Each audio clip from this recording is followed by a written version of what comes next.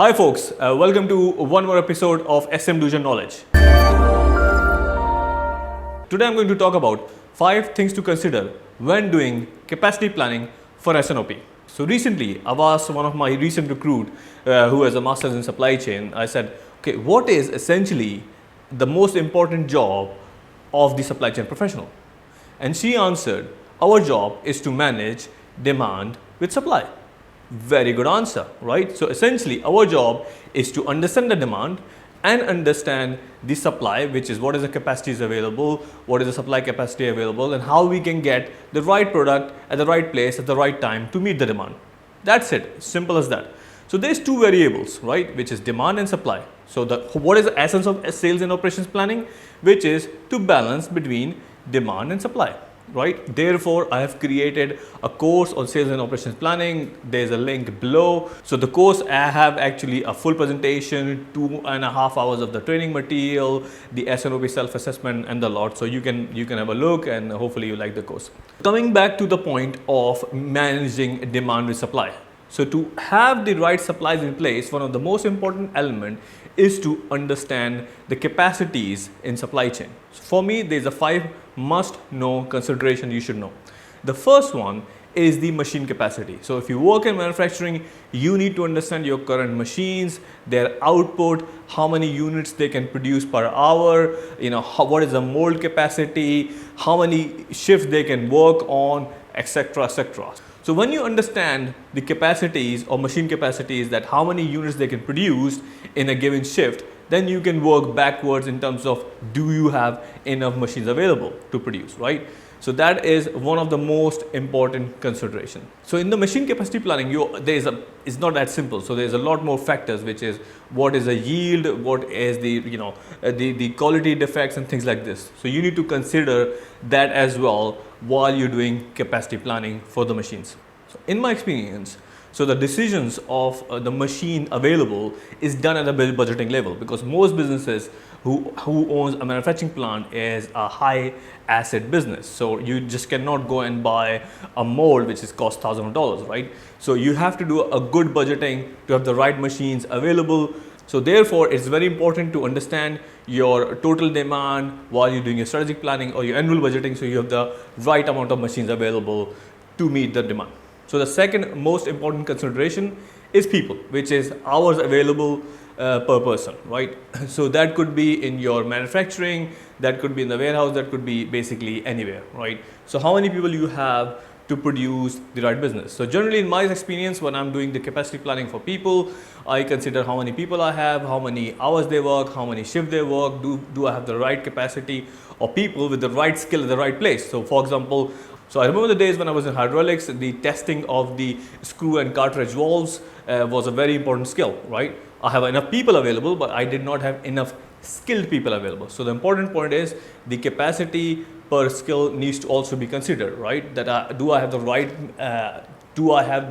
right amount of people with the right skill set, the right place to produce as many products to meet the demand, right? So people capacity is important. The third is the supply capacity.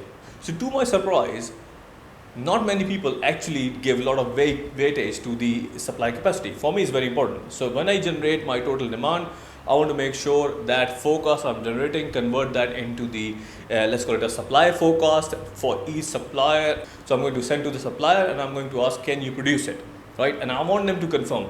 And that has resolved a big pain point, right? So if the supplier don't have a capacity, they have to tell me there and then they cannot produce, right? So therefore, it is very important, especially for your strategy suppliers, which is which your 20% of suppliers supply you 80% of your raw material or goods.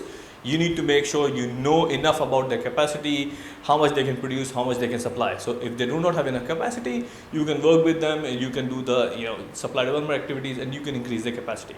So therefore, my strong recommendation, know your critical suppliers and know how much they can produce. The fourth one is the warehouse capacity.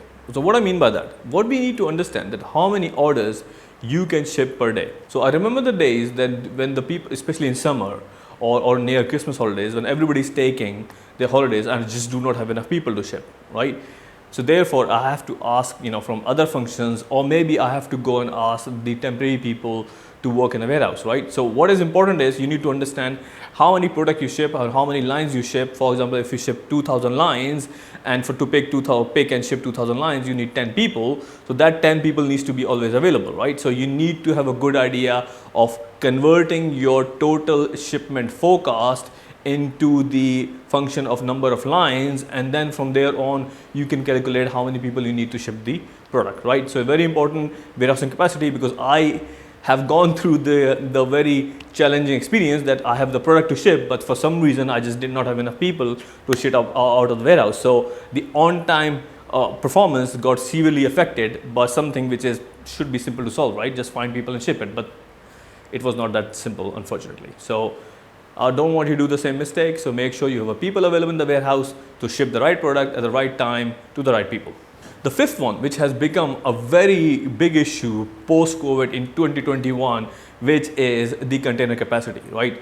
It was not an issue before, not before that. I know that it was a critical issue. Right now is one of the biggest issues in supply chain, that there is not enough TEUs available. There is not enough container capacity because the containers are at the wrong place at the wrong time. So you need to understand that what is your critical container capacity from your sources to your critical customers, or maybe to your warehouse, so you can plan it better. Maybe you have to pay extra money, premium freight, etc. So, but you can only do that if you again work backwards from your demand, how many containers you need, and then negotiate it accordingly. So just to summarize, you need to understand your machine capacity, your people capacity, your supply capacity, your warehouse people capacity, and the container capacity coming out of your suppliers, right? So if you know that, make sure you take that information, you go into your S&OP review, especially your supply reviews, you highlight any critical issues, and then you work backwards for your consensus forecast to come up with the right financial forecast, right? Again, if you want to know more about the S&OP course, the link is below. You can go into the courses and find my course, and hopefully you will find it useful. So if you like this video, please like, share, and subscribe. If you have any more questions, any more topics you want me to make videos, please leave that in a comment, or follow me on Twitter or Instagram, and I'll try to answer that. And just to finish it off, keep it simple and keep it real. Ciao. So if you like this video, don't forget to like, share, subscribe, and leave your comments below.